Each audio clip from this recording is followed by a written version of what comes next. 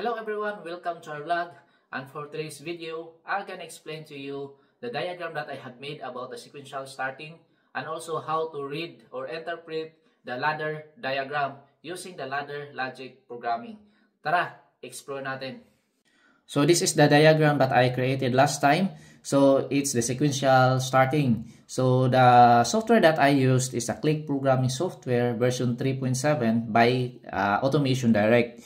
So I'll discuss here what is a ladder diagram. So a ladder diagram is also known as a ladder logic programming. So it's a graphical representation of electrical circuits, particularly used in industrial automation for programmable logic controllers or PLCs. So actually it resembles a ladder. It has two parts, which is the vertical lines, and it is called a power source. Two vertical lines. So this is the input side here, A, B, C, and C, D, and so on and so forth. And EF here is our output side, that is the power source. So and also the last is the rung. The first rung, second rung, third rung. So the power source and the rung, the vertical line and horizontal line. So to read this, you need to interpret from left to right, top to bottom. So that's how the diagram works. And now we will try to open this program.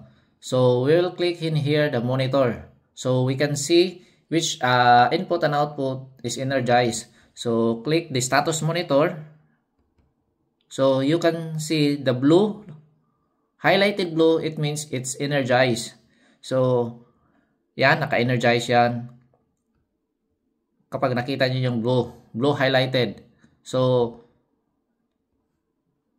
as we can verify that in our input, physical input and output. So we'll try to check here our PLC and also the buttons. So this stop button, it refers to these stop buttons. So once i-press ko yan, mawawala yang highlighted, which is not energized because this one will open. So press ko yan.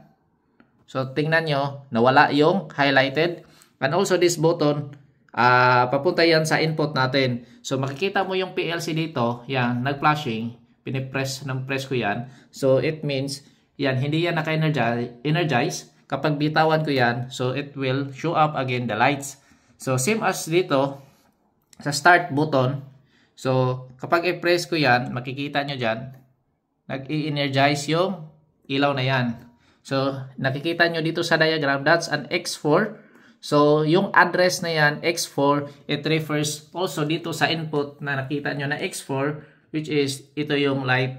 So since it's normally open, so walang ilaw yan, once i-press natin, mag-green yan. Mag-i-energize, it's same dito sa kabila. So that's how we verify our input